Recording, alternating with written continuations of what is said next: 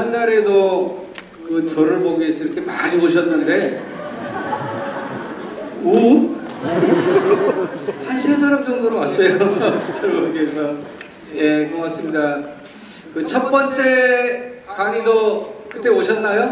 예, 그때도 아주 반응들이 좋았는데 이번에는 반응들이 그때보다 훨씬 더 좋은 것 같아요. 저희가 이번에는 도저히 안 되겠어서 좀 앞에 이제 들어오실 때 좀 번거로우실 거예요. 그때는 그냥 편하게 오셨는데 그럴 정도로 지금 이제 많이 오셔가지고 굉장히 일을 준비하는 저희들도 이제 기쁘게 준비를 했습니다.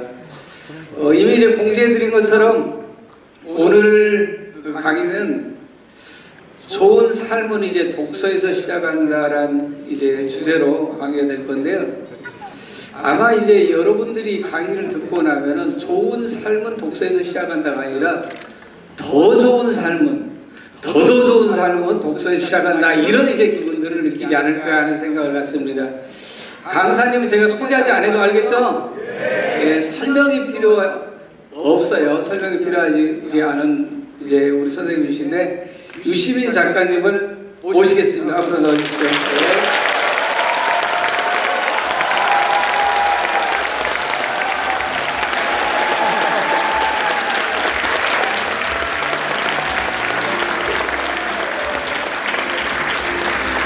여러분, 다시 한번 힘찬 박수와 함께 유시민 작가님의 강의를 시작하겠습니다.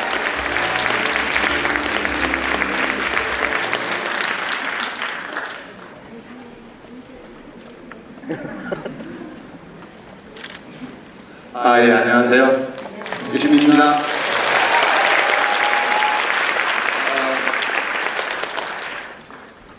괜히 왔나 하는 오해를 살짝 하면서 왔습니다. 제가 원래 한 번 강연을 하게 돼 있는데 이게 너무 많이 오셔가지고 두 번 하라 그래가지고요. 똑같은 강연을 두 번 연속해서 하는 건 제 인생에 처음 있는 일입니다. 사실 부총장님이 뭐 소개 말씀을 하나만 하게 하셨는데 제가 이제 하겠다고 할 때 사실은 동고성에서 이걸 맡아서 하는데 그 이제 황강우 선배가 대학 다닐 때 잘 알던 분이기도 하고, 근데 황강우 선배가 부탁했으면 안 했을 것 같아요. 근데 제가 노무현재단에서 일을 할 때 그 김해 봉하마을에 노무현 대통령 기념관을 만들었는데 그때 그 텍스트 작업을 다 해주신 분이 우리 황강우 대표 형님인 황지우 시인이셨어요. 제가 그 작업을 같이 하면서 그분이 너무 고생하셔가지고 딱 한 번은 이분이 뭘 부탁하시면 무조건 해야지 이렇게 마음 먹고 있는데, 그 황지우 선배가 전화를 하셔가지고 광산구청에서 뭐 한대는데 광우가 뭐 한다는데 좀, 그래서 제가 아예 되는 말 했습니다. 제가 광우 형하고 알아서 하겠습니다. 이렇게 해서 오늘 오게 됐습니다.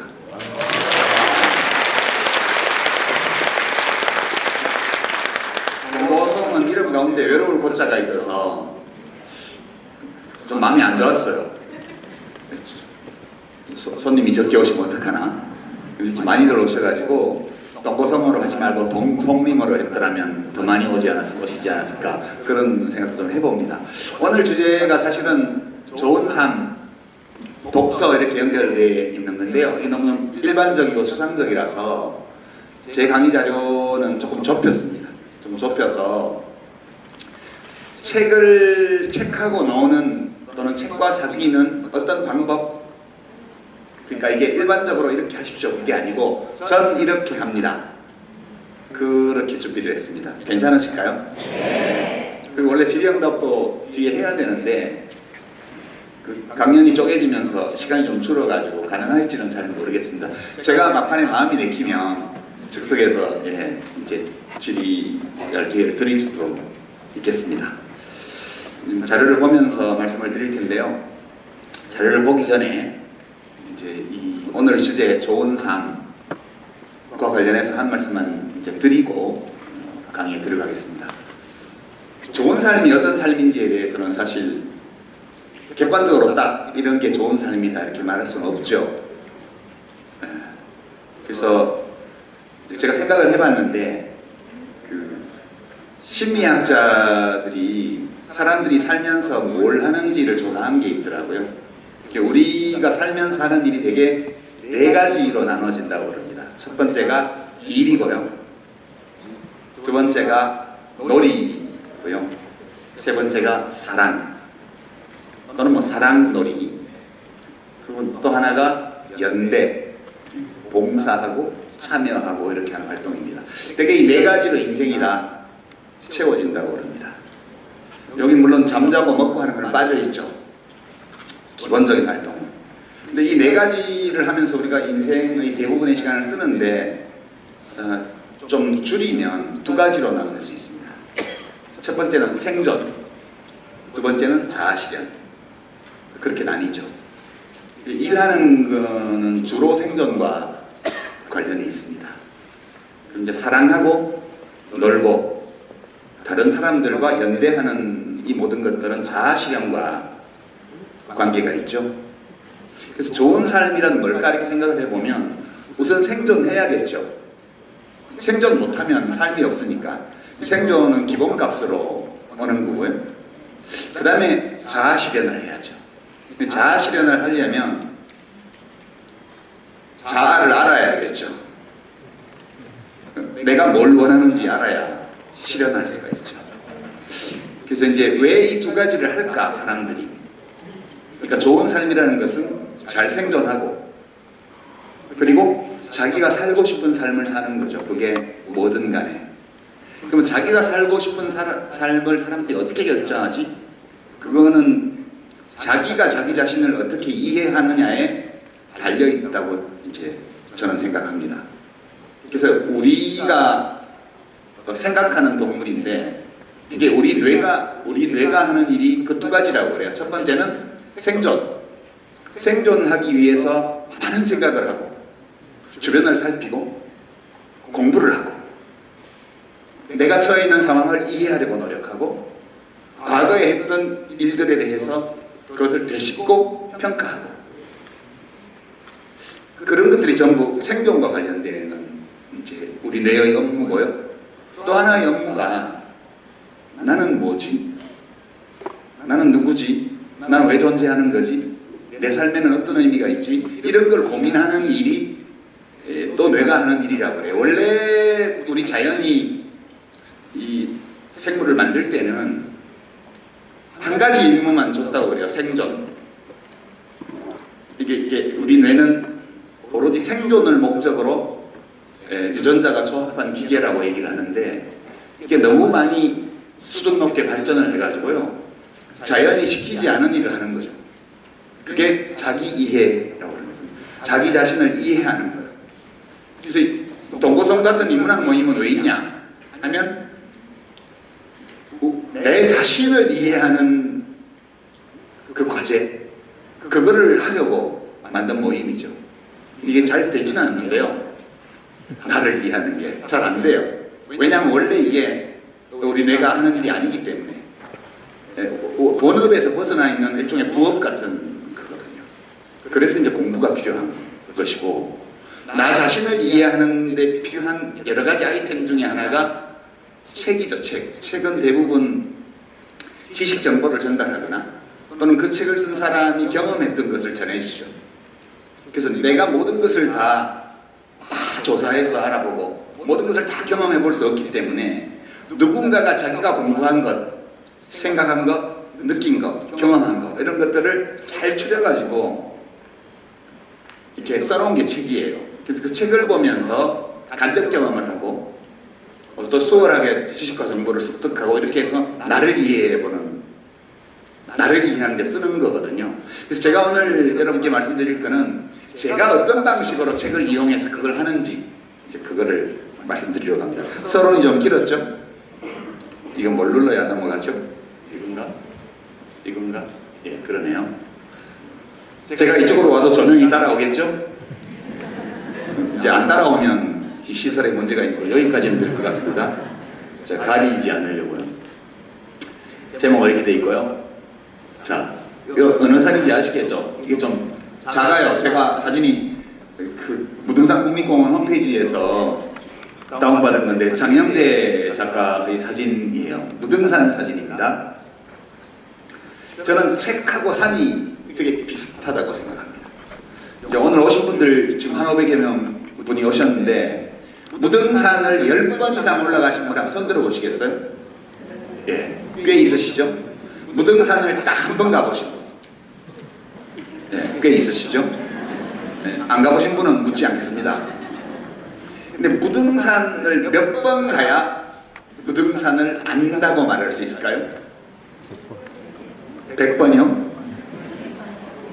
그러니까 이게 무등산을 몇 번 가면 또 어떤 식으로 가면 내가 무등산을 안다고 말할 수 있을까? 한 번만 가도요 안다고 말할 수 있습니다. 한 번도 안 가도요 지나다니면서 무등산을 보고 이야기 좀 듣고 자료 검색해 본 다음에 나 무등산 알아. 그거 광주 이렇게 시에 있는데 되게 멋진 암벽이 있는 바위가 있는 산이야. 뭐 이렇게 말할 수도 있겠죠. 그러니까 무등산은 상당히 큰 산이에요, 그죠? 물론 지리산만큼 크지는 않지만, 또는 한라산만큼 높지는 않지만, 우리가 산을 안다. 서울 사람들은 이제 북한산이 굉장히 중요한 산이고요. 산을 안다는 게 뭐지? 어떤 사람은 가서 둘레길만 한번 걷고 어떤 사람은 저 입석대까지 올라갈 수도 있겠죠. 그래서 안다는 것이 사실 정의를 내리기 힘들어요. 알고 모르고 경계가 확실치 않습니다. 이제 우리가 우리 자신을 이해하는 모든 일들이 그렇거든요. 아는지 모르는지가 확실치 않아요. 이 기본 조건입니다. 산을 우리가 한번 가서 산을 안다고 말할 수 없는 것처럼 그 높은 산일수록 더욱더 그런 것처럼 어떤 책을 한 번 읽고 이 책을 안다고 말하기는 어렵다는 거죠. 안다고 말할 수도 있지만, 읽었다고 말할 수도 있지만, 그리고 그 내용이 풍성하고 그리고 압축해놓은 정보가 많고, 그리고 그 책에 저자가 담아놓은 생각이 깊으면 깊을수록 한 번 가봐서는 무등산을 알기 어려운 것처럼 한 번 읽어서는 그 책을 안다고 말할 수가 없습니다. 제가 오늘의 핵심은 같은 책을 여러 번 읽는 것, 그게 이제 핵심인데요. 그 얘기 하려고 무등산 구경을 했습니다. 그거 아니죠? 이거 제가 잘못 눌렀나 봐요. 네. 제가 오늘 골라온 책은 독일 소설가가 쓴 카타리나 블룸의 잃어버린 명예라는 소설인데요. 그 소설은 제가 이 청춘의 독서라는 책에 그 독후감을 넣어놓은 책이에요. 이 청춘의 독서 제가 2009년도 가을에 발간한 책입니다. 그때 2008년 5월달에 국회의원 임기가 끝나고 그해 이제 뭐 한 달 전에 선거는 떨어지고 그래서 이제 노무현 대통령 퇴임하시고 그렇게 해서 사실상 정치 그만두고 백수로 지내던 때였습니다. 심심해가지고요. 출근하다가 갑자기 직장이 없어지면 그렇잖아요. 그래서 그냥 재미삼아 옛날에 읽었던 책을 다시 읽은 거예요. 옛날에 읽었던 책을. 그러니까 제가 죄와벌이라는 도스토옙스키 소설을 19살 때 읽었는데 고3 때 1박 2일 밤에 한숨도 안 자고 그대로 오후부터 그 다음날 오후까지 24시간 동안 그 책을 읽었습니다. 이게 심심해서 그 책이 눈에 띄어서 다시 읽어본 거예요. 읽어봤더니 저 책을 썼을 때 제가 50살이었는데 그러니까 약 30년 만에 읽은 거죠. 다시 읽었더니 되게 다른 거예요. 제가 기억하고 있는 죄와벌하고.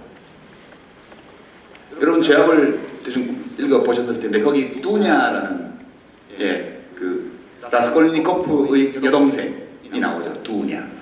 근데 라스콜니코프하고 소냐는 기억을 하는데 굉장히 중요한 인물인 두냐는 전혀 제 기억에 없었던 거예요. 다시 그 소설을 읽으면서 제가 그 소설에서 제일 마음에 드는 인물이 두냐였어요.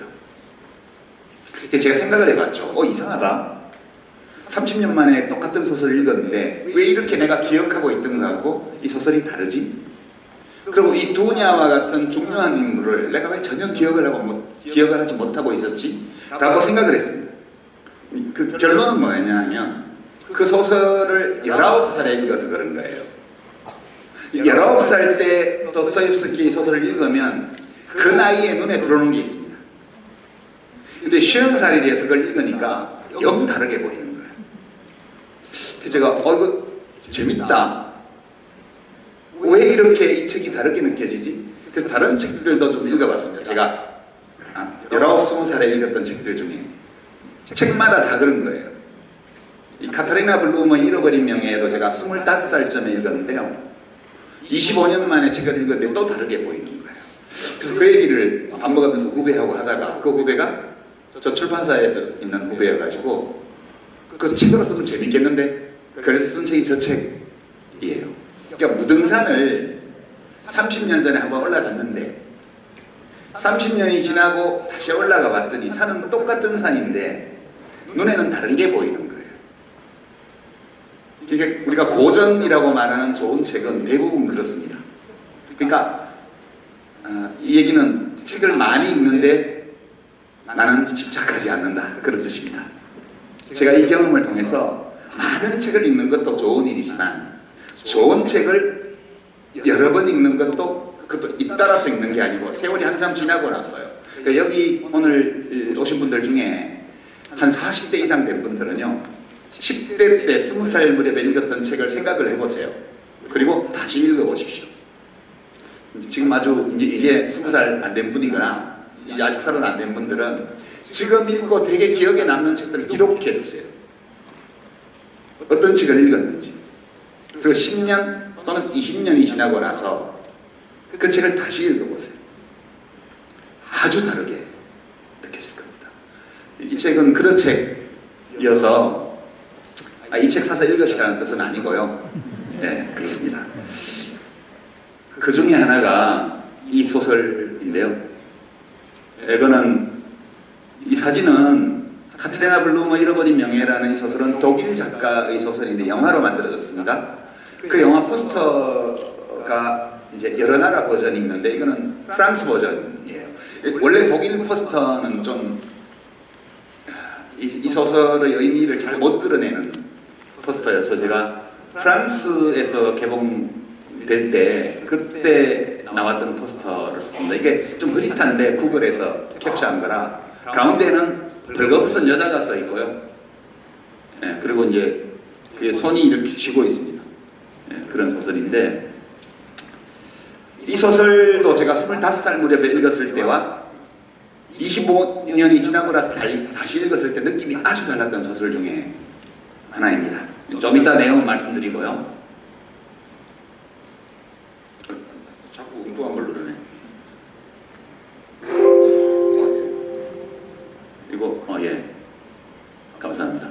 이거는 이제 소설 한국어판이에요. 제가 25살에 읽었을 때는 지금으로부터 35년 전이죠. 읽었을 때는 그때는 아직 국제 저작권법 이런 것들이 없을 때여가지고 막 번역해서 냈어요. 그때 다른 출판사에서 나온 걸 봤는데 지금은 이게 민음사판입니다. 표지에 저 여성이 아마 영화 주인공으로 나온 배우의 얼굴인 걸로 추정합니다. 이 소설이고요. 작가 하인리히 벨이라는 작가입니다. 1972년도에 노벨 문학상을 받은 분이고요. 1971년도에 국제 팬클럽 회장으로 선임되셨던 분입니다. 되게 소설가처럼 생겼죠. 예, 그 옷도 그렇고요. 되게 멋진 분입니다. 이분이 어떤 분인지에 대해서 좀 이따 나중에 얘기하고.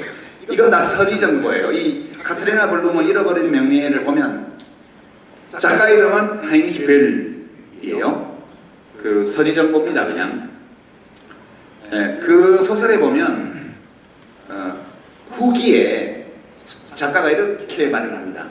이건 다 꾸며낸 얘기인데 이 소설은 다 꾸며낸 얘기인데 지어낸 얘기인데 혹시 그 내용 중에 이 빌트라는 이 신문하고를 떠올리게 하는 그런 게 있다면 그거는 의도한 바가 아니고 또 우연도 아니고 그냥 불가피한 일이다.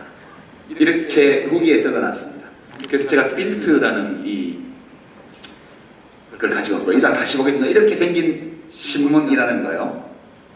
타블로이드판 신문입니다. 여기 제목을 보시면 제일 위에 있는 헤드라인이 있죠. 저거는 어떤 유명 인사가 연애를 했는데 그 여자는 현재 스코어 유부녀다, 그런 제목입니다. 어떤 신문인지 감이 오시죠? 근데 단순히 그런 옐로우 페이퍼는 아니에요. 그 아래쪽 기사를 보면 8.7% 그렇게 나와 있습니다. 이게 물가 인상률이에요. 그래서 이제 소제목을 어떻게 붙였느냐 하면 물가 엄청 올라, 이제 쇼핑은 사치, 이런 제목입니다. 되게 자극적이죠. 이건 독일의 바레우스가 최대인 신문이고요. 1970년대에요. 400만 부를 찍었습니다. 매일. 어마어마한 신문이죠. 그렇게 되어 있습니다. 자, 여기까지 이제 서지 정보를 제가 드렸고요. 제가 이 소설을 읽었을 때는 그때가 이제 1984년 그 무렵이었던 걸로 제가 기억을 하는데, 그때 그 어떤 분이 대통령을 할 때냐, 최근에 어떤 청년이 미국에 있으면서 우리 할아버지 나쁜 사람이야, 금은 돈으로 가사 도우미 아줌마 계좌로 나한테 돈을 보내줬어, 뭐 이런 얘기 요즘 하고 있죠. 그 손주가, 그 할아버지, 돌아가신 할아버지가 이제 대통령일 때예요. 그러니까 그때는 문화공보부하고 지금은 국정원인가요? 그 당시에는 국가안전기획부, 안기부, 여기에서 매일매일 보도 지침을 내려보내고, 신문방송이 그 보도 지침에 따라서 보도할 것과 보도하지 않을 것, 크게 보도할 것과 작게 보도할 것, 제목에서 써도 되는 표현과 쓰면 안 되는 표현, 이런 것들을 일일이 전부 다 지침을 줬고요. 믿기 어렵지만 모든 언론사, 거의 모든 99% 언론사들이 그걸 그대로 따를 때였습니다. 그러니까 그때 이 소설을 제가 읽으면서 되게 부러웠거든요. 독일이,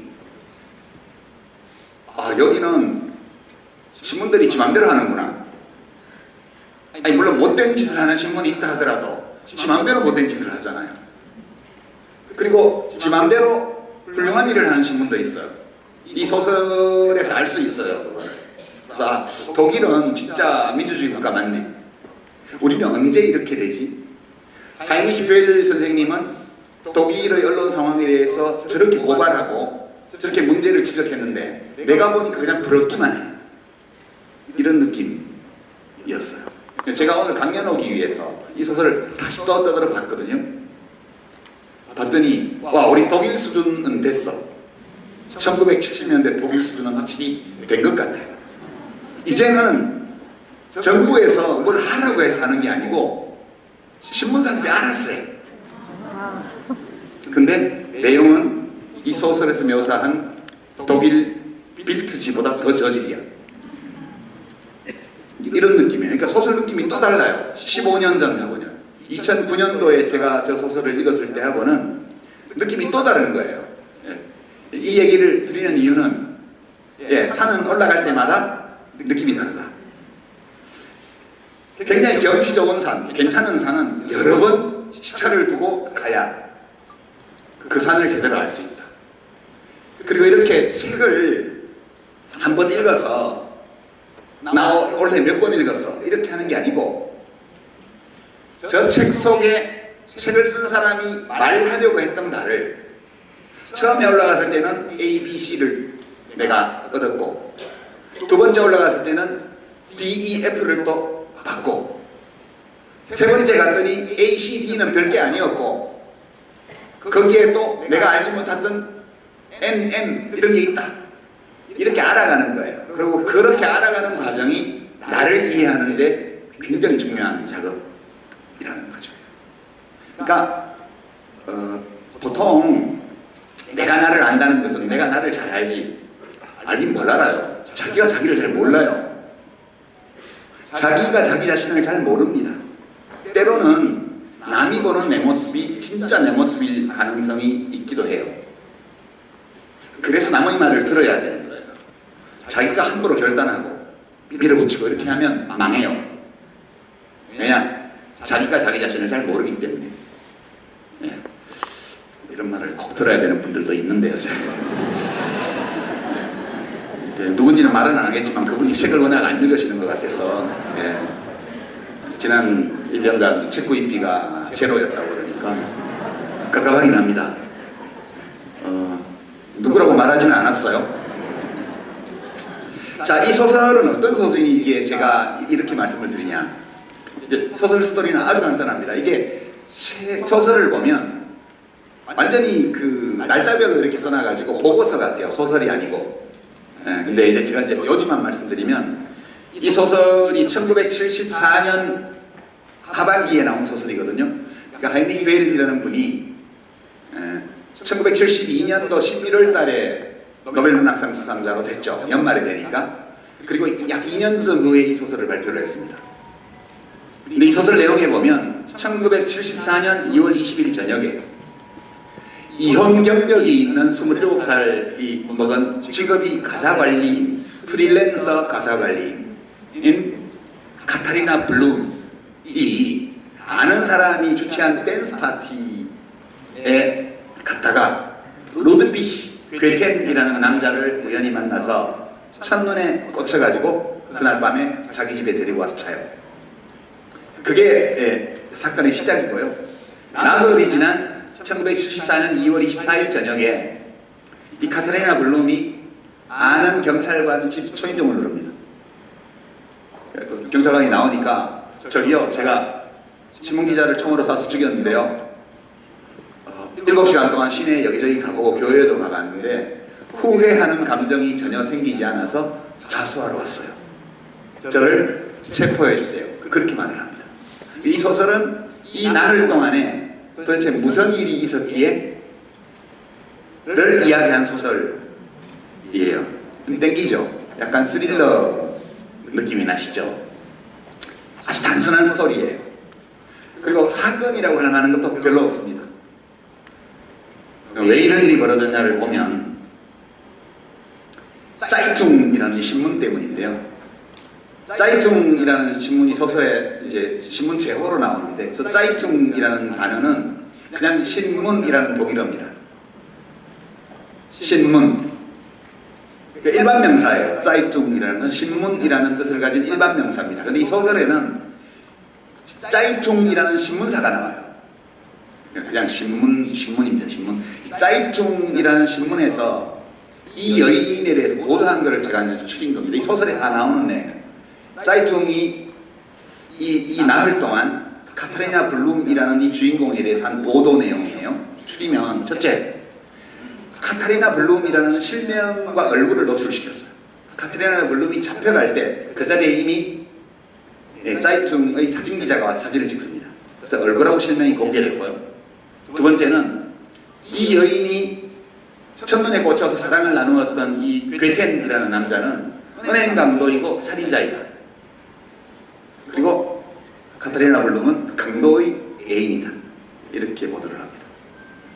그 다음에 블룸이 사는 아파트는 꽤 돈이 나가는 중산층용 아파트인데 가사관리, 가사도우미 일을 하는 젊은 여자가 이런 아파트를 살 수 없다. 따라서 강도질한 돈을 분배받은 의혹이 있다.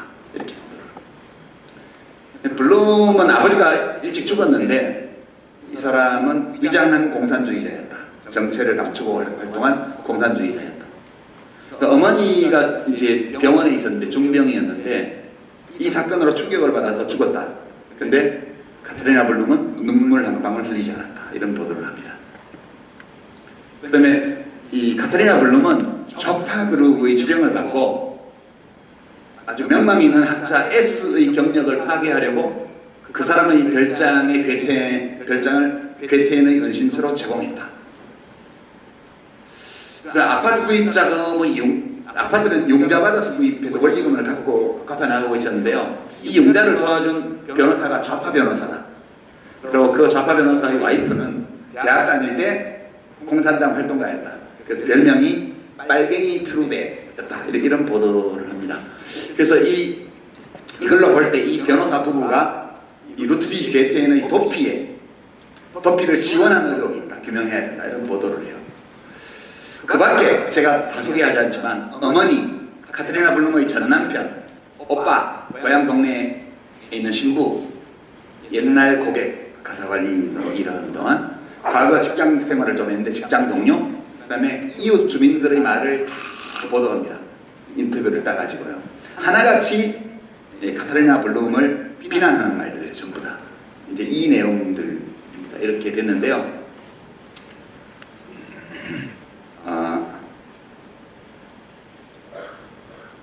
이 소설에서 카타리나 블룸이 살인을 저지르게 되는 이유를 보여주는 대목이 여러 군데가 있는데 그걸 암시하는 대목, 이러다가 큰 사고가 나겠다라고 암시하는 대목이 있는데 이제 이 대목은 그 카타리나 블룸을 조사했던 경찰관이 나중에 이렇게 얘기를 합니다. 카타리나의 행동에 대해서.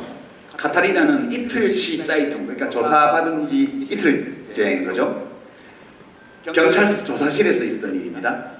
이틀치 짜이퉁을 핸드백에서 꺼내보고 이런 모욕에서 나를 보호해주고 나의 잃어버린 명예를 찾아주기 위해서 국가가 해줄 수 있는 일이 전혀 없냐, 이렇게 경찰관한테 물어봐요. 그리고 왜 이렇게 세세하게 내 생활에 대해서 묻냐. 물론 당신들이 이렇게 물을 권리가, 정당한 권리가 있다는 건 난 이해를 한다.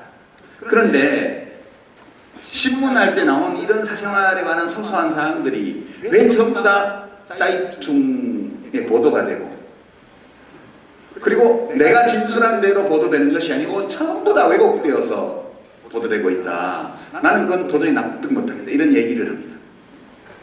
그 다음 대목이요. 이 경찰관이 너무 마음이 아파요. 왜냐하면 이 경찰관은 감시하는 경찰관인데 조사받는 걸 봤기 때문에 이 카트리나 블룸이 너무 억울할 거라는 걸 아는 거예요. 그래서 이 여인을 위로하기 위해서 다른 신문들을 갖다 줘요. 15장을 가져다가 이렇게 줍니다. 짜이퉁만 읽고 있는 블룸을 도와주기 위해서 블룸이 신문 받은 내용과 그녀가 수행했을 만한 역할에 관해서 철저히 객관적으로 보도한 다른 신문 기사를 15개를 갖다 줍니다. 블룸은 실명을 안 밝혔고요. 카타리나 B 양이라고만 했고요. 사진도 안 실었고요. 죄가 없는데 무고하게 얽혀 들어간 것 같다. 이렇게 객관적으로 보도한 신문들이에요. 근데 블룸은 전혀 위로를 못 받아요. 어떻게 말하냐면 대체 누가 이걸 읽는다는 말이에요. 내가 아는 모든 사람은 짜이퉁을 읽어요. 이렇게 말합니다. 실제 이 짜이퉁, 이게 아까 필트 신문을 봤는데요. 제가 보여드렸는데 제가 독일 유학 시절에 되게 놀랬어요. 그리고 이 소설이 생각났죠. 그때도 저희 제가 다니던 이제 대학에 이쪽 뒤쪽으로 가면 대학 내 공장이 있습니다. 거기서 대학의 출판물도 짓고요, 대학에 무슨 물건도 만들고요, 시설 수리도 하고요, 이러는 대학에서 그런 일에 종사하는 노동자들이 일하는 공간이 있습니다. 산책을 하다 보면 그 앞을 지나가게 돼요. 점심시간에. 그렇게 창문 너머로 이렇게 들여다보면 독일 사람들은 모여서 밥을 먹지 않아요. 각자 밥을 싸와가지고 자기 자리에서 밥을 먹어요. 점심밥을. 근데 모두가 다 손에 신문을 들고 있습니다. 올 빌트지예요. 거기 모든 노동자들이 다 빌트지를 읽고 있더라고요. 제가 정말 저 신문 진짜 대단하다, 그런 느낌도 가지고 그랬습니다. 그 얘기예요. 그러면 다시 앞으로 갔어요. 카트리나 블룸은 무엇 때문에 저렇게 모욕감을 느끼고 붕괴하고 초조해하고 우울해했을까 보면, 우선 괴테는 은행 강도가 아니에요. 살인자도 아니에요. 그냥 군복무 중에 탈영했어요. 탈영할 때 그 군인들 봉급이 들어있는 금고에서 돈을 훔쳐가지고 탈영을 한 그냥 탈영병이에요. 절도 탈영병. 둘째, 이 아파트는 그 자기가 가사 관리를 도와준 변호사가 너무 일을 잘한다고 좀 저리로, 장기 저리로 대출 받을 수 있도록 알선을 해줘서 아파트를 산 거예요. 카타리나 블룸이. 그 다음에 자기 아버지는 공산당이 아니고요, 진폐증으로 죽은 노동자예요. 자기 아버지는요. 그리고 병 중인 어머니는 왜 돌아가셨냐 하면 병원에서 안 된다고 그러는데 짜이퉁 기자가 밀고 들어가가지고 그 어머니를 인터뷰한다고 그 사실을 알린 거예요. 그래서 어머니가 충격받아서 돌아가셨어요. 블룸은 어머니 돌아가신 것을 확인을 하고 나오면서 엄청 울었습니다.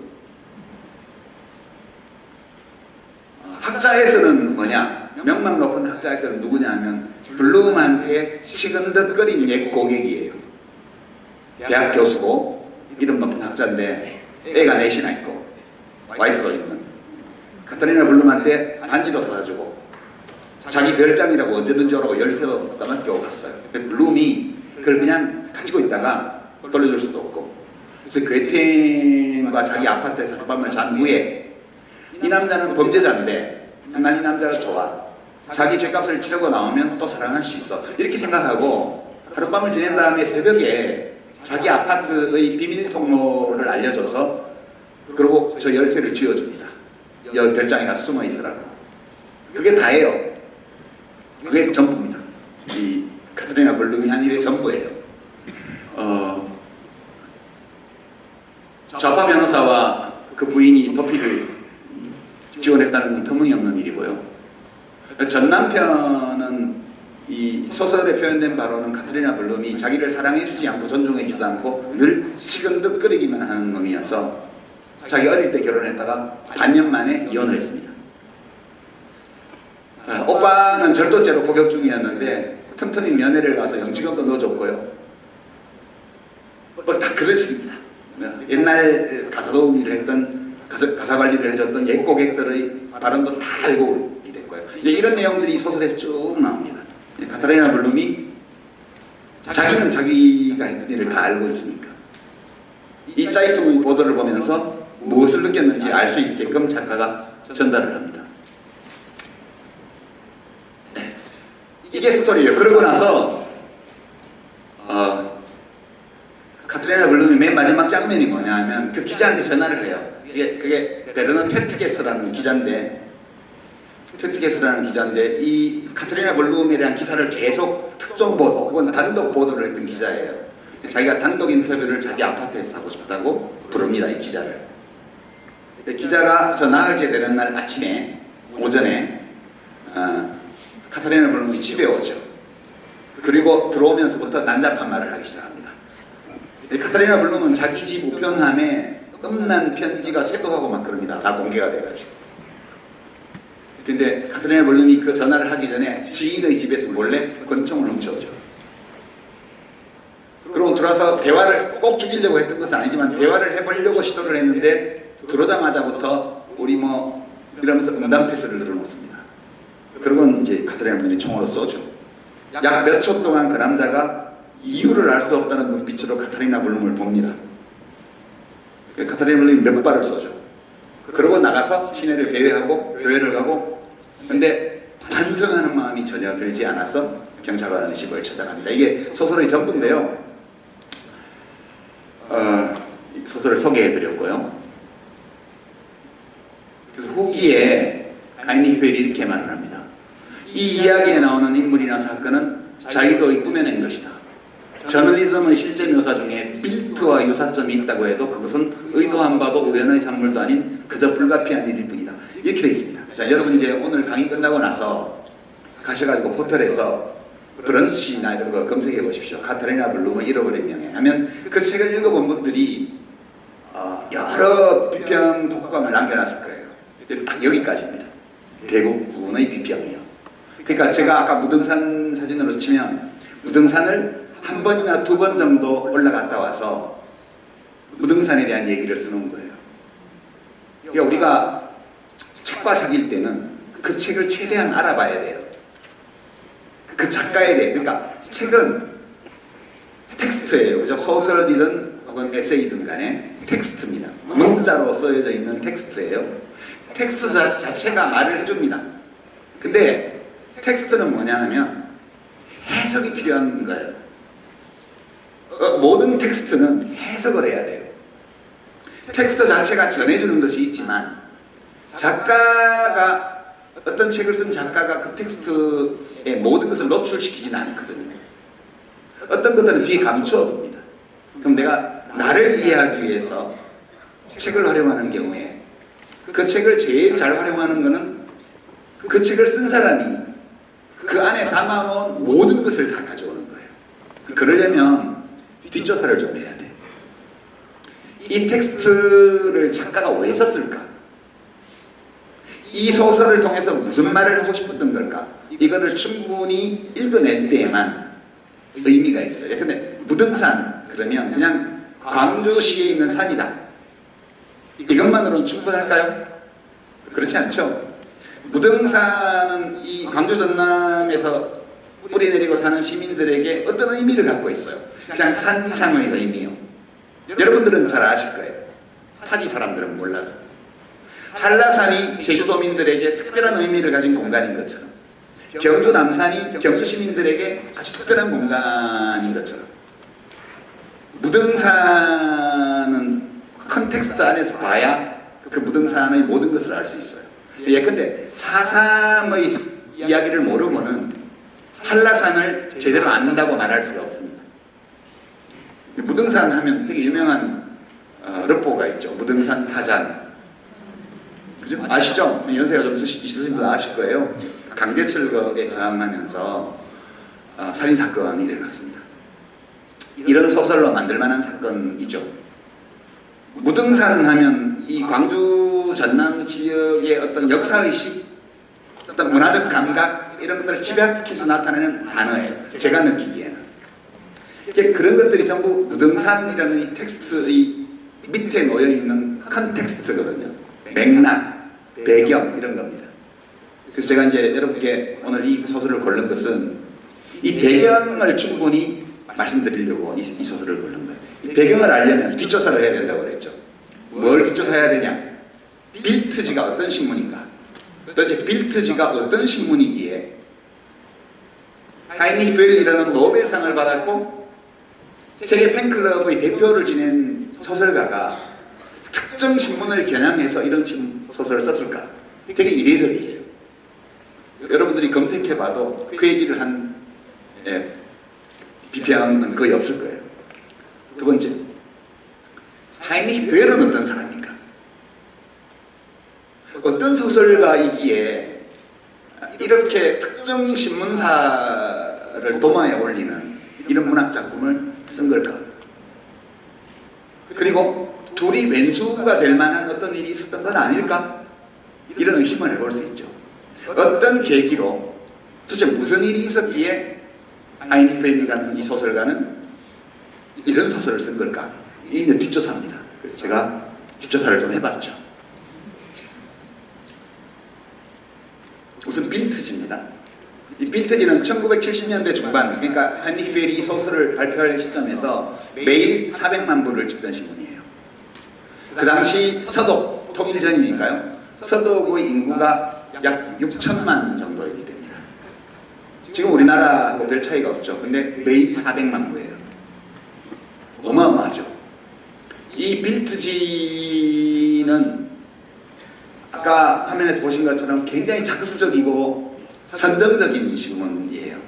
예, 상업주의 신문입니다. 완전히. 그런데 정치 이념으로는 극우 보수예요. 요즘 우리나라 신문이 저런 신문이 많습니다. 어느 신문이라고 할 것 없이. 보수적, 극우적 이념과 선정주의를 겸비하고 있는 신문이요.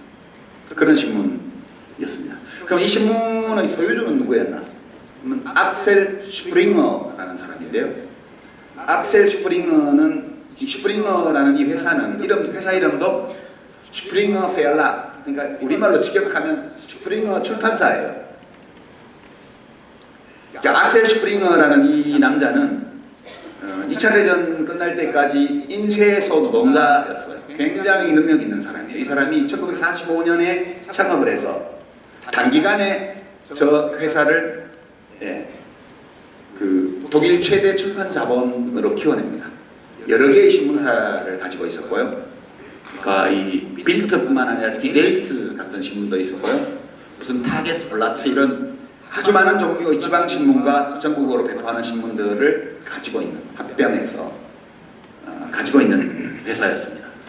독일 전체 신문 시장 점유율이 1970년대 30%. 1등 신문사죠. 이 신문사가 2005년도에 이 프로7, 독일어로 프로7, 그다음에 SAT1이라는 독일 최대의 상업방송이에요. 종편입니다. 종편. 우리 종편하고 똑같아요.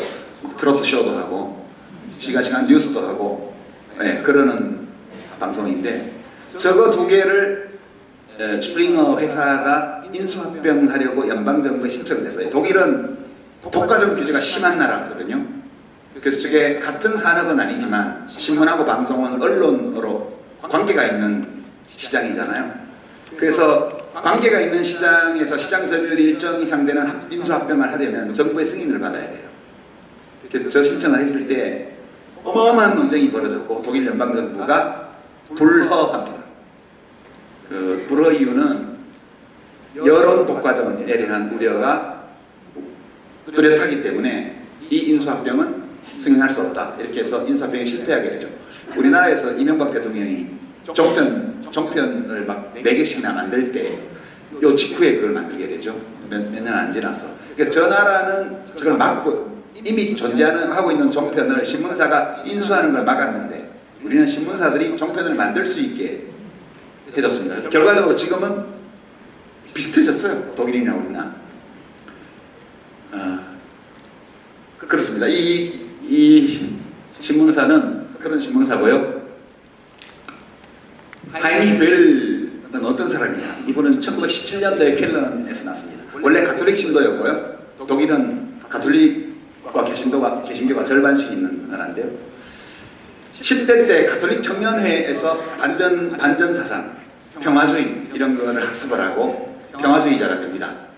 그래서 병역 기피를 하려고 온갖 수단을 쓰다가 실패해가지고 징집이 되죠. 그래서 한 5년 동안 동부전선, 그러니까 중부 유럽 쪽에서 복무하다가 미군 포로가 됩니다. 제가 이제 내놓고 말은 안 하지만 안 싸우고 있다가 일부러 포로가 됐다, 그런 해석이 유력하죠. 그리고 나서 이제 전쟁이 끝난 후에 작가로서 활동을 시작해가지고요. 그 사람이 사회민주당을 지지했습니다. 1970년대에는 빌리 브란트 총리가 신동방 정책에서 동서독 화해를 도모하고 폴란드의 무명사 비에 가서 무릎 꿇고 이럴 때요 아주 강력한 3인당 지지자였고요. 그 사회민주주의자인데 1956년 소련군이 부다페스트를 침략해서 반소민주주의 혁명을 짓눌렀을 때 그 공개적으로 규탄하는 국제지식인서명에 참여했고요. 그 다음에 1968년도는 기성세대의 모든 것을 부정하는 독일 청년들의 혁명, 68혁명이 있었던 때인데 보온에서 정부가 비상계엄을 선포하지 못하게 하는 그런 집회에 참석해서 연설했고요. 국제팬클럽 회장하고 노벨문화상 받고 1974년에 솔제니친이 소련에서 추방되었을 때 자기 집에 솔제니친을 모시죠. 자기 집을 솔제니친의 거처로 제공합니다. 우리 김지아 시인이 감옥에 있을 때 박정희 대통령한테 청원서를 보냅니다. 시인을 석방해달라. 오지랖이 되게 넓은 분이죠. 1981년도에는 중성자탄 반대 집회 시위에 열심히 했고요.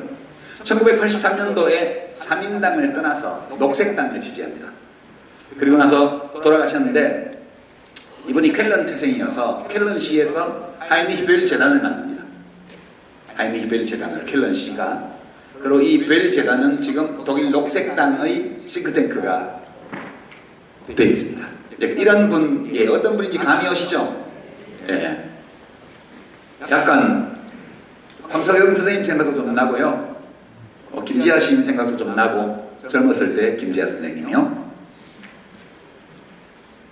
그러면 이러한 벨이 저러한 빌트지에 대해서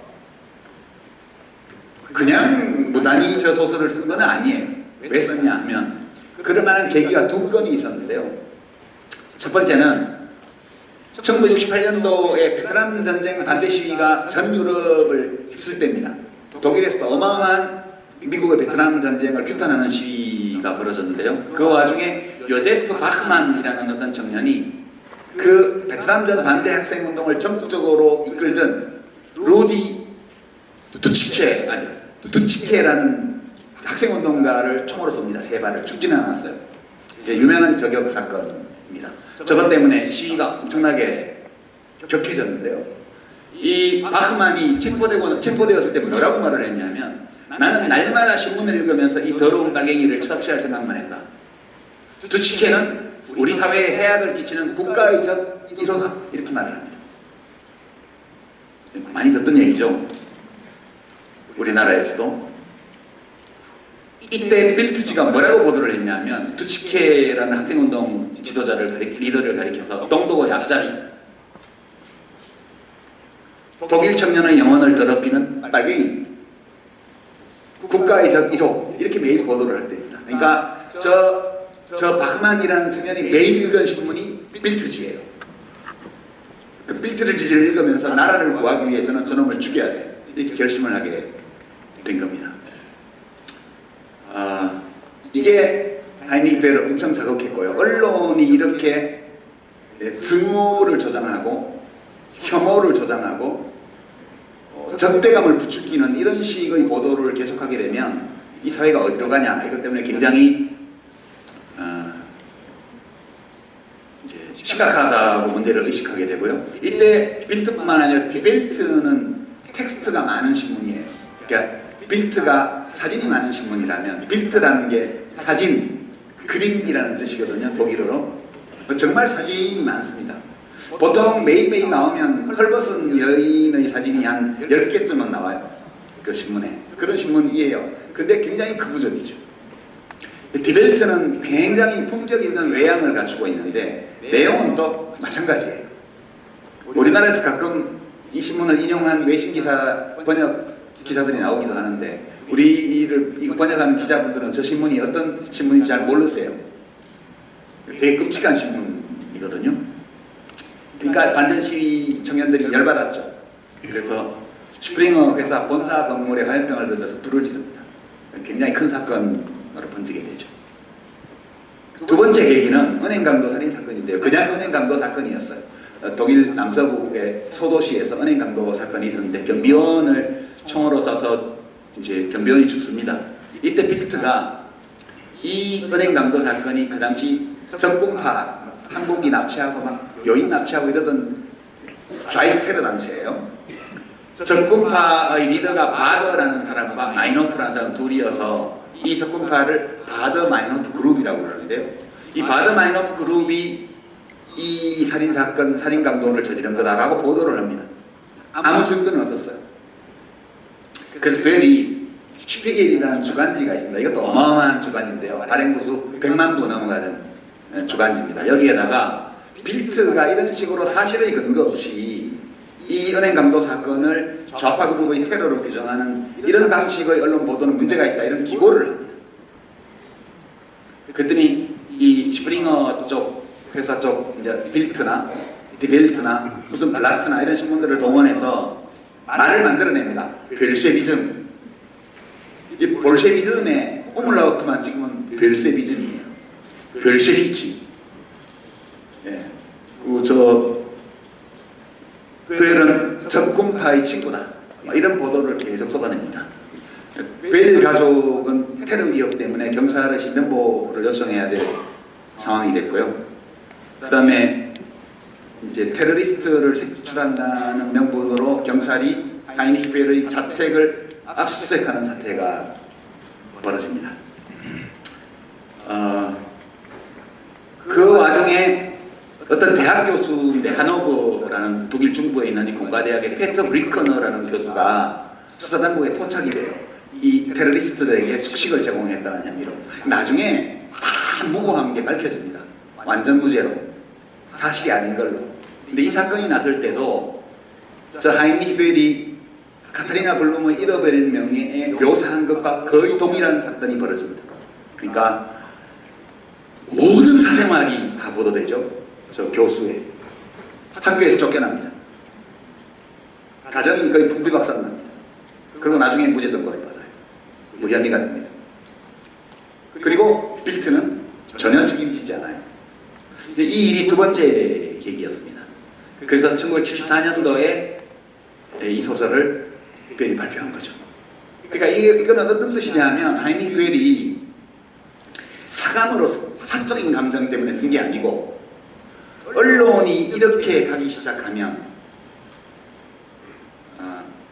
어떤 개인이 무력하게 인권을 유린당할 뿐만 아니라 사회 전체가 혐오와 증오, 대립의 아수라장으로 빠져들게 된다. 그래서 좌익이든 우익이든 좌파든 우파든 진보든 보수든 간에 저널리즘이 보도의 기본 원칙을 지켜야 된다.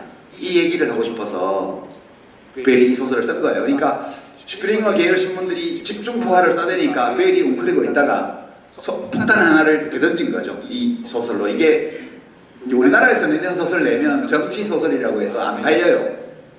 독일 사람들은 이거 되게 좋아합니다. 베스트셀러가 됐고요. 영화로 만들어져서 영화도 굉장히 흥행이 됩니다. 독일 사람들 진짜 되게 진지해요.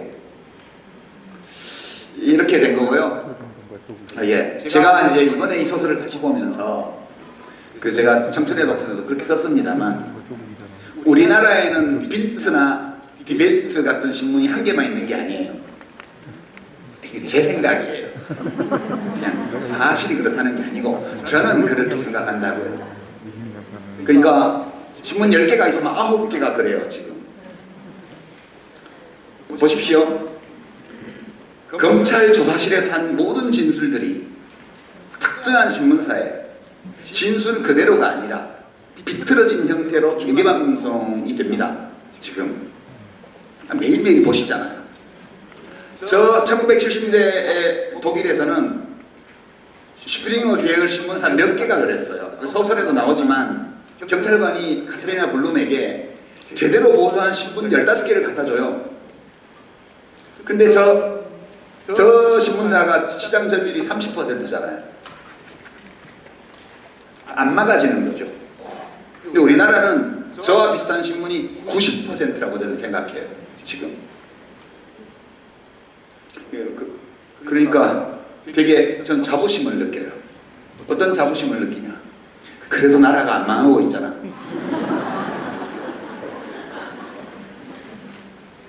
그래도 시민들이 그게 휘둘리지는 않잖아. 일부 휘둘리긴 하지만 전적으로 휘둘리지는 않잖아. 저 소설을 제가 처음 읽었을 때는 저 독일이 부러웠고요. 그러니까 뭐랄까 이 카트리나 블룸의 잃어버린 명예라는 소설을 하나의 산이라고 한다면 우리 동네도 이 산이 있으면 좋겠어. 너무 좋아 라고 생각하는 거죠. 그리고 2009년도에 이 소설을 읽고 나서는 우리 동네도 이런 산이 있네. 그렇게 된 거죠. 오늘 이 강연을 하기 위해서 오면서 이 소설을 다시 보고 나서는 우리 상황이 좀 끔찍하군. 그런데도 세상이 그래도 이만큼 돌아가는 것을 보면 사람들이 현명해. 그리고 이제는 신문이 지배하는 시대가 아니죠. 지금은 빌트지도 하루에 400만 부를 못 찍어요. 종이신문의 시대는 100년 만에 기울고 있거든요. 이게 19세기 말 20세기 초부터 시작이 되어서 100년 동안 지속되다가 이제 막을 내리고 있습니다. 이제는 뉴미디어 시대에 들어왔기 때문에 사람들이 나 자신을 이해하려는 욕망, 나의 자아를 제대로 인지하고 싶고 나의 자아를 품격 있게 만들어 나가고 싶다는 욕구, 이런 것들을 가진 사람들이 너무너무 많구나. 그리고 아무리 저 빌트지와 같은 신문이 10개 중에 9개가 있어도 사람들이 다른 곳에서 그 문제에 대한 정보를 찾아가면서 그 해악을 극복해 나가는구나, 이런 약간의 희망, 그리고 나와 함께 이 공동체 안에서 살아가는 시민들이 이 정도 되는구나 라는 믿음, 자부심. 되게 웃기죠. 산은 그냥 있는데 제가 올라갈 때마다 그 산 갔다 와서 다른 느낌을 가지고 오는 거예요. 앞으로 10년이 지나고 이 소설을 다시 읽어보면 또 어떤 느낌이 들지 그건 모르겠어요. 왜냐하면 왜 시차를 두고 계속 같은 책을 읽을 때 다른 게 보이고 다른 느낌이 드냐 하면 내가 변하기 때문이에요. 첫 번째는 자아라는 것이 고정되어 있는 게 아니거든요. 계속 변합니다.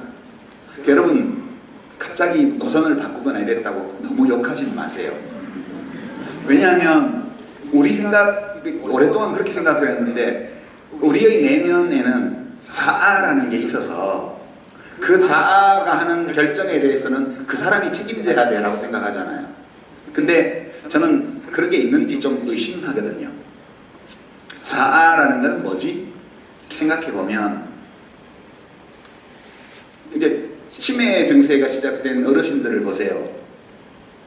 그게 막 며느리가 아침에 밥 드렸는데 우리 며느리 나 굶긴다 라고 말할 때 거짓말을 하는 게 아니잖아요. 하드웨어에 손상이 왔기 때문에 정상적으로 작동이 안 되는 거잖아요. 기억을 잃어버려요. 치매가 오면 자식도 못 알아보고요. 그 사람이 선택한 게 아니잖아요. 법륜 스님 그 증문적답을 계속 제가 심심할 때 보는데 보다 보면 질문하는 분들 있잖아요. 진짜 고통스럽게 사는 분들이 많아요. 질문하는 내용을 보면 막 형제간의 갈등, 부모 자식 간의 다툼, 며느리와 시어머니 뭐 무슨 온갖 갈등들이에요. 전부 다. 그게 다 누가 만드냐면 본인들이 만드는 거예요. 전부 다. 그러니까 우리의 자아라는 것은 그렇게 완성된 형태도 아니고 고정되어 있는 것도 아니고 어떤 사람이 내리는 모든 결정이 우리가 그 안에 있을 거로 추측되는 그 사람의 자아가 만들어내는 것도 아니에요. 그냥 벌어지는 일인 경우가 되게 많거든요. 그래서 우리의 자아가 늘 변하기 때문에 같은 책을 시차를 두고 읽을 때 왜 다르게 느끼냐면 첫째는 내가 달라져서 그렇습니다. 꼭 나쁘게 달라지는 게 아니라서요. 아니라요. 예전에는 몰랐던 것을 지금 훨씬 더 그동안에 많이 알게 되었고 저 정보가 많아졌기 때문에 그 책을 예전보다 더 깊게, 더 넓게, 풍부하게 이해하기 때문에 그럴 수도 있습니다. 두 번째는 내가 사는 환경이 바뀐 탓도 있습니다. 지금이 전두환 장군과 같은 시대가 지금까지 계속되고 있다면 이 소설을 오늘 읽어도 느낌이 완전 다를 거예요. 그러니까 우리를 둘러싸고 있는 사회적 환경이 계속 변해가고 있거든요. 그래서 모든 것이 변화의 흐름 안에 있기 때문에 그래서 책을 시차를 두고 여러분 읽는 것이 굉장히 큰 도움이 된다. 저는 그렇게 생각하고 있습니다. 그래서 이거 제가 하는 방식인데요. 책을 여러 번 읽는 거죠. 여러 번. 꼭 10년, 20년 시차를 둔다면 너무 길죠. 예컨대 제가 요즘은 책을 이런 인문학 책이나 또는 소설, 문학 작품보다 과학책을 많이 권합니다. 과학책을 많이 권하는 이유는 되게 인문학에서는 나는 누구인가의 고민을 굉장히 많이 하죠. 나는 누구인가. 근데 나는 누구인가를 알려면 먼저 내가 무엇인지 알아야 됩니다. 우리 몸은 물질로 되어 있기 때문에 물질로 존재하는 내가 무엇인지를 먼저 알아야 그 다음에 내가 누구이냐라는 질문이 어떤 답을 찾을 수가 있어요. 어느 정도. 근데 내가 뭔지 모르면 내가 누구인지는 진짜 알 수 없는 거거든요. 그래서 과학책을 많이 권합니다. 원래 나를 이해하는 것은 우리 뇌가 원래 부여받은 임무가 아니거든요. 그러다 보니까 과학이 제공하는 사실을 충분히 알지 못하면 그러면 엉뚱한 걸 보게 돼요. 요즘 뭐 넷플릭스에서 뭐죠? JMS 이런 거 나오면 사람들이 그러잖아요. 왜 저런 걸 믿지? 왜 저런 걸 믿지? 말이 안 되는데. 근데 그런 걸 믿을 수 있는 게 인간이에요. 아니 뭐 많은 걸 믿잖아요. 사실이 아니어도. 근데 뭐 마녀가 빗자루를 하고 날아다닌다. 믿어요? 안 믿으시죠? 그런 건 안 믿어요. 그럼 어떤 거는 아버지가 없이 태어난 아들이 있다. 이건 믿으시잖아요. 많은 분들이. 그냥 믿는 거거든요. 우리 인간은 정말 무한한 능력을 가지고 있어요. 정말 생각해보면 있을 수 없는 것도 있다고 믿어요. 좋다 나쁘다 말할 수가 없어요. 그냥 그러는 거기 때문에. 그래서 우리가 우리 자신을 이해하는 것이 쉽지가 않아요. 내가 내 자신을 이해하는 게 쉽지 않아요. 늘 알았다고 말할 수 있는 시점이 오는 것도 아니에요. 계속해서 알아가려고 노력하면서 죽을 때까지 사는 거거든요. 근데 이제 제가 한 가지 위로를 받는 것은 우리들의 생각과 행동은 우리 뇌가 결정하는 뇌에서 결정이 이루어지는데 뇌는 뇌세포의 집합이에요. 그냥 물질이에요. 이게 우리의 자아는 물질이 아니죠. 우리 자아, 내가 나를 나로 인식하는 어떤 인식의 주체, 그거는 물질이 아니에요. 근데 물질에 깃들어 있죠. 우리 뇌세포예요.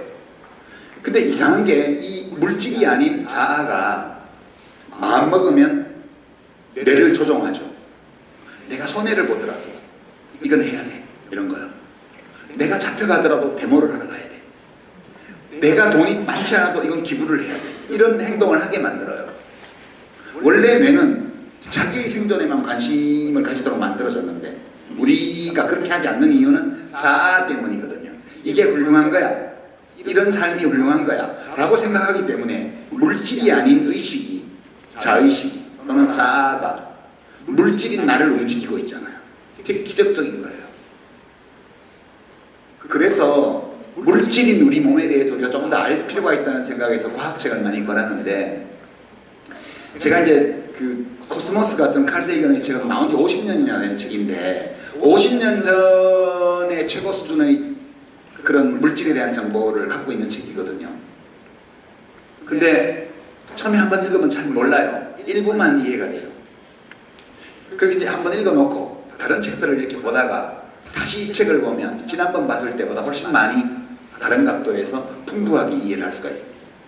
또 덮어놨다가요, 또 딴 공부 막 하다가 또 봐요. 그러니까 우리가 현대의 고전이라고 하는 그런 책들은요, 한 번 가서는 알 수 없는 거예요. 한 번 올라가서는 알 수 없는 산과 같아요. 무등산처럼요. 저도 한 3번은 가본 것 같은데 아직 그걸 잘 모르겠어요, 그 산을.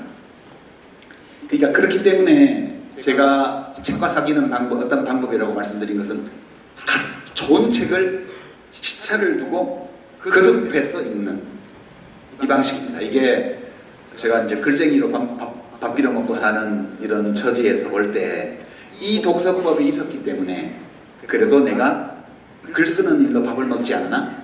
네, 그런 생각을 좀 하고 있습니다. 저 혼자만 막 이게 한 10분쯤 시간이 남은 것 같아요.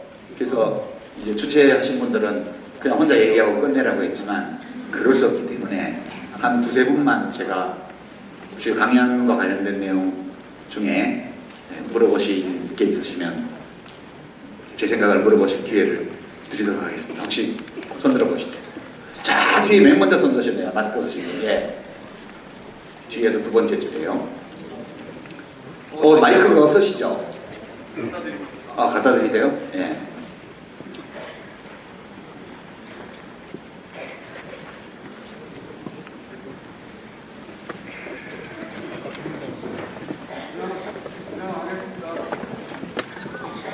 그래도 다른 분들도 다 들으시면 좋으니까.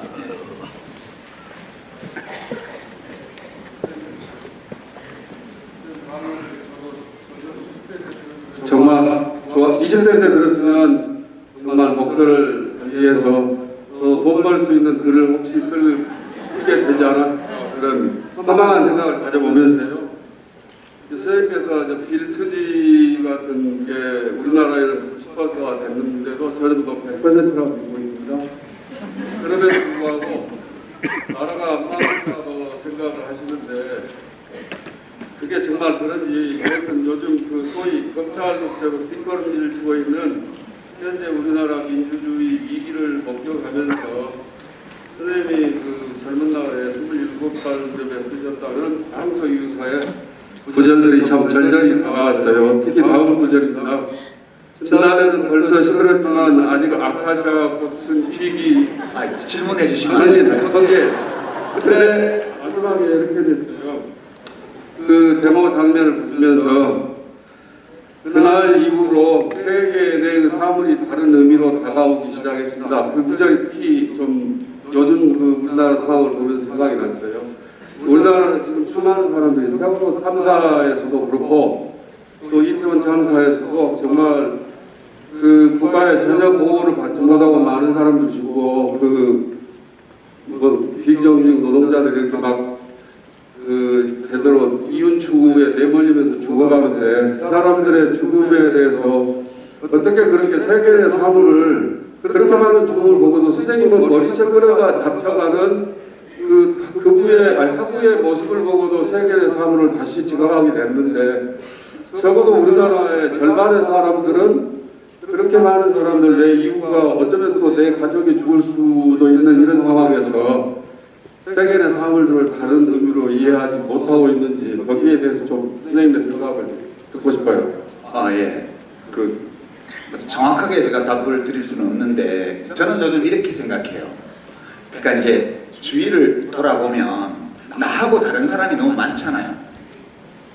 아니 어떻게 저렇게 할 수가 있지? 그렇게 할 수 있는 게 인간이다.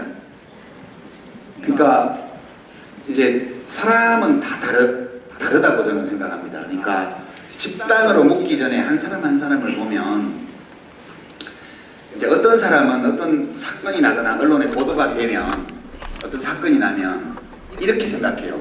이거 나한테 좋은 거야 아니야? 나한테 이익이 아니야? 이렇게 따지는 사람이 있어요. 그러니까 자기가 그러고 싶어서 그러는 게 아니에요.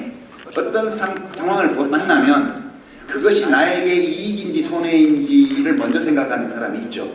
그거 되게 자연스러운 거예요. 근데 어떤 사람은 어떤 사건을 딱 보면 저게 옳은 거야? 옳지 않은 거야? 라는 의문부터 가지는 분들도 있어요. 그렇죠? 다른 거예요 그냥. 근데 그게 일정 비율로 섞여 있어요. 왜 이 호모사피엔스가 군집을 이루어서 지금 20만 년을 살아왔는데 왜 이 인간 사회의 구성원들 중에 그런 스타일과 이런 스타일이 일정한 비율로 섞여 있게 되었을까? 이게 생물학의 아주 중요한 연구 과제라고 그러더라고요. 그죠?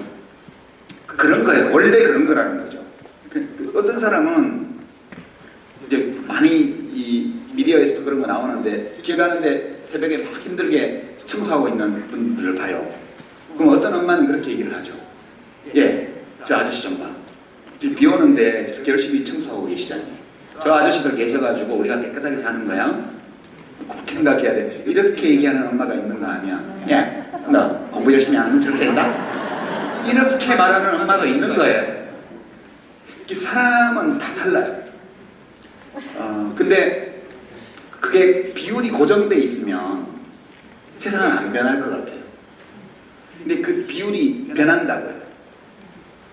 길게 봐도 변하고 짧은 시기 안에서도 변해요. 사람들이 자꾸 달라지는 거예요. 아까 제가 말씀드렸죠.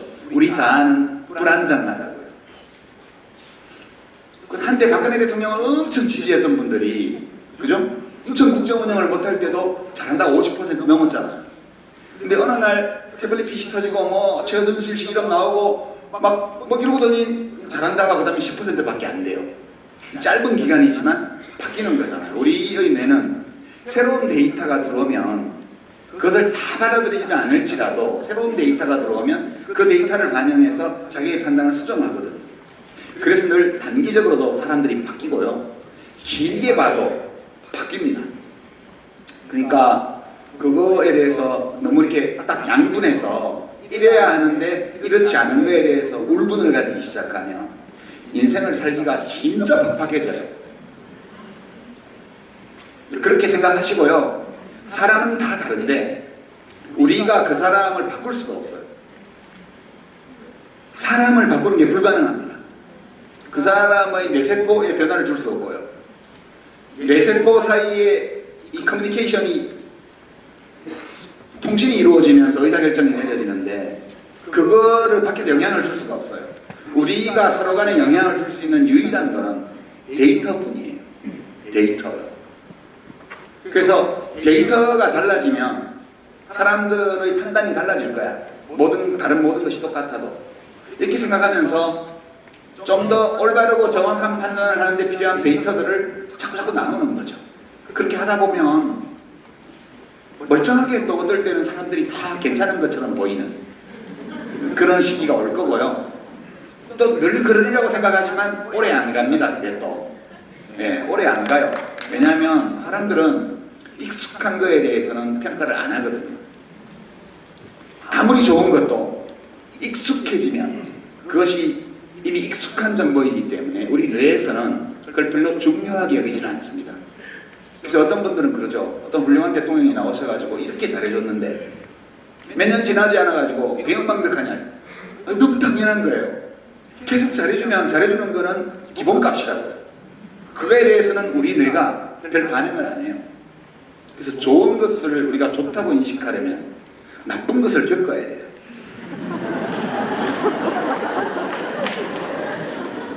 일부러 겪을 건 없는데 그냥 겪게 돼요. 그게 인간사더라고요. 그래서 아무리 빛나고 훌륭한 어떤 시기도 영속될 수 없고요. 아무리 끔찍해 보이는 시기도 영속되지 않습니다. 우리 인생이 개인의 삶도 그러하고 어떤 사회의 역사도 그러한데 늘 기복이 있는 것이거든요. 저는 그것이 우리가 자연이 우리에게 안겨준 그런 운명이라고 생각합니다. 그래서 지금이 아주 추하고 더럽고 끔찍하고 납득 불가한 상황이라면 그러면 그 다음 시기에는 그와 반대의 상황이 예비되고 있는 것이다. 그 정도로 이해를 하시고 숨 길게 쉬면서 그렇게 유익한 데이터를 주고받으면서 그렇게 나가면 될 것 같아요. 좀 그렇습니다. 한 분만 더. 예. 저 오른쪽에 이제 성평등도 딱 맞습니다. 남자 한 분씩. 예. 감사합니다. 아까 좋은 책을 여러 번 시차를 두고 읽어보라고 말씀하셨는데 각자에게 좋은 책은 다 다를 것 같아요. 그리고 그 좋은 책을 좋은 책이다라고 생각하는 기준도 다를 것 같은데 오늘 작가님께서 소개해 주신 저 책도 꼭 읽어보고 싶거든요. 그런데 아까 질문하신 분처럼 요즘 사회 구조가 좀 이상한데 이 사회 구조를 이해하기 위해서 저희가 읽어야 될 작가님의 좋은 책 한 권 소개해 주시면 감사하겠습니다. 책 소개는 좀 조심스러운데요. 좀 조심스러워지더라고요. 이제 책 소개를 잘못하면 그 다음날 갑자기 막 송이버섯이 한 상자 온다든가 이런 불상사들이 있습니다. 그래서 제가 책 소개를 굉장히 조심스럽게 해요.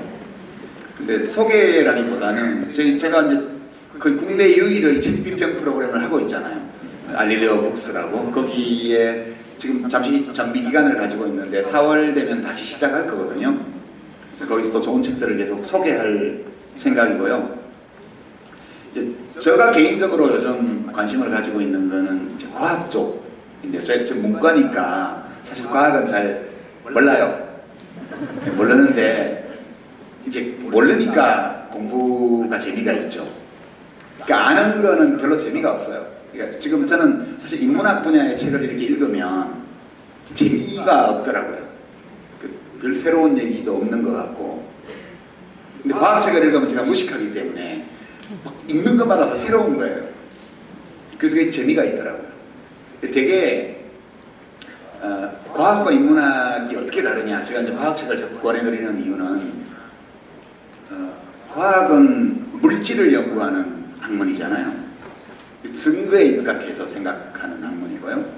과학이 왜 발전했을까 이렇게 보면 우리가 살고 있는 이 물질 세계를 이해하려고 하는 노력이죠. 생존과 밀접한 관계가 있습니다. 그러니까 인류 역사를 지금까지 이렇게 문명을 발전시킨 기본 동력은 과학기술혁명이거든요.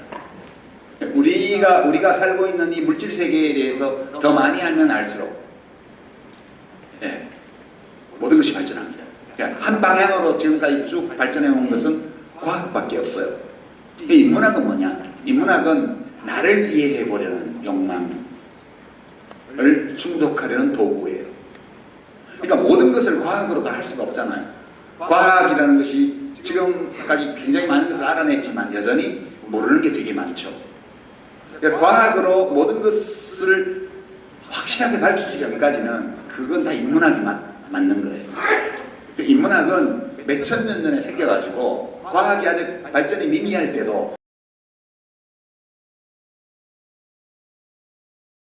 온갖 문제에 대답을 했잖아요. 우리는 어디서 왔는가? 그죠? 지구가 도는가? 전체가 도는가? 이런 문제 처음에 다 인문학이었어요. 지금도 인문학은 물질의 증거로 무엇을 입증할 수 없는 모든 질문들에 대해서 답하는 게 인문학이거든요. 그 인문학 중요합니다. 근데 나를 이해하려는 그런 노력이 인문학인데 인문학만으로는 나를 알기 어렵다는 데 함정이 있는 거죠. 그래서 과학을 보자 라고 제가 이제 말씀드리는 거고요. 알릴레오 북스에서도 과학책을 다룰 때가 조회수도 제일 많더라고요. 인문학과 과학의 결정적인 차이는 뭐냐? 과학은 진리인지 아닌지를 알 수 있어요. 그러니까 과학에는 옳은 것, 맞는 것이 있고 틀린 것이 있고 아직 모르는 게 있죠. 그러니까 맞다, 틀리다, 아직은 모른다 이렇게 나눠집니다. 아직은 모른다가 이제 불확실한 거니까 거기서 나중에 일부가 맞다로 가거나 틀리다로 가거나 이렇게 되는 거죠. 인문학은 뭐냐? 인문학은 맞다 틀리다가 없어요. 인문학은 유식한 말로는 담론을 생산한다 그렇게 얘기하죠. 인문학은 담론을 만드는 거예요. 진리를 발견하는 게 아니고요. 담론이라면 쉽게 말하면 그냥 그럴 법한 얘기예요. 좀 싸게 표현하면 그럴싸한 이야기, 좀 더 있어 보이게 표현하면 그럴 법한 이야기, 아주 있어 보이게 표현하면 개연성 있는 담론 이렇게 되는 거예요. 개연성 있는 담론을 쉬운 말로 번역하면 그럴 법한 이야기예요.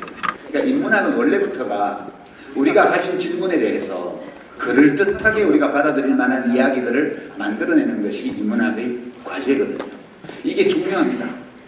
그래서 저는 문과니까 인문학 책을 늘 추천해왔는데 인문학 책은 알아서 읽으시고요. 딱 한 번 제가 최근에 재미있게 읽은 과학책을 소개하자면 한국어판이 나온 지가 꽤 오래된 책이에요. 한 20년 정도 된 책인데요. 제목이 아인슈타인의 방정식이 제목이에요. E는 mc제곱이라는 책입니다. E는 mc제곱. 이것 때문에 핵폭탄을 만들었다고 오해하는 분들도 좀 있으신데 이것 때문에 핵폭탄 만들어진 건 아니고요. 다만 이 책을 읽어보시면 아인슈타인의 방정식이라는 것이 이렇게 해서 태어났고 이런 의미가 있구나. 근데 굉장히 잘 쓴 책이에요. 제가 최근에 읽은 과학책 중에 제일 재미있게 읽었거든요. 그리고 거기에는 지금까지 제대로 평가받지 못했던 여성 물리학자들의 이야기가 상당히 자세히 나와 있어요. 세실리아 페인이나 또는 마이트너 같은 이런 자기의 공적을 남자들한테 다 뺏기고 그리고 과학사에서 갇혀진 채 잊혀진 채 있었던 이런 그 저자가 지식사회학을 전공한 분이거든요. 그래서 그분이 쭉 그 좌변에는 에너지고요. 아인슈타인 방정식의 왼쪽은 에너지예요. E. 그죠? 에너지가 뭐냐? 누가 에너지 개념을 만들었냐? 이게 이제 마이클 패러데이 얘기가 나오고 오른쪽은 M은 질량이에요. 그죠? 질량 보존의 법칙을 누가 발견했느냐? 르부아지에라는 이 프랑스 화학자인데 회계사예요. 그 사람 프랑스 대혁명 때 목 잘려 죽었는데 루이 16세하고 같이 하여튼 그렇습니다. 르부아지에가 질량 보존의 법칙을 발견했고요. 아인슈타인이 뭐랬냐? 에너지와 질량이 서로 넘나든다는 걸 밝힌 게 그 방정식이에요. 그러니까 에너지 보존의 법칙은 맞는데 질량이 에너지로 넘어오지 않는 조건에서 맞고요. 질량 보존의 법칙도 맞는데 그것은 질량이 에너지로 안 간다는 전제에서 맞아요. 아인슈타인이 뭘 얘기를 했냐면 질량과 에너지의 합이 늘 일정하다는 거예요. 그래서 그걸 종합한 거죠. 그 얘기를 했는데 사실은 그게 재밌는 게 아니고 이 저자가 그 이야기를 전개해간 방식이 저 같은 문과가 읽기에 너무 좋았고요. 제가 그 책을 읽고 아인슈타인의 방정식이 뭔지에 대해서 이해를 했어요. 그거 이해한다고 나를 이해하는 데 도움이 되는 건 아니지만 그 책에는 나를 이해하는 데, 인간을 이해하는 데 도움이 되는 과학자들의 아주 많은 일화들이 거기 들어있습니다. 그리고 아울러서 1940년대에 미국과 독일이 핵무기 개발 경쟁을 할 때 독일이 얼마나 핵폭탄 개발에 가까이 와 있었는지 그런 얘기도 나오고요. 노르웨이 특공대의 활약상도 나오고 재밌습니다. 여하튼 제가 단 한 권의 책 올해 들어서 제일 재밌게 읽은 거 추천하라면 소설은 정지하 작가의 아버지의 해방일지 이미 추천을 했고요.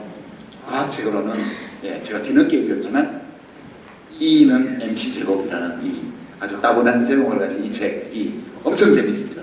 여러분들 아인슈타인을 이해하고 싶으시다면 그 책을 읽어보시기 바랍니다. 이거는 마실까요? 네. 원래 강연을 하면 끝나고 뭐 사진도 찍고 사인도 하고 이렇게 하는데 오늘 제가 2번 해야 되거든요. 한 번 더 해야 되기 때문에 이제 오늘 그런 개인적인 시간은 가지기 어렵다는 점을 좀 더 그렇게 용서해 주시고요. 제가 신간이 나오면 6월 달쯤에 신간이 나올 거니까 그때 이제 책 팔러 막 전국에 다닐 거예요. 전국에 책 팔러 다니면 광주에서 책 팔러 한 번 올 거니까 아쉬우면 그때 들려드리도록 하겠습니다. 감사합니다.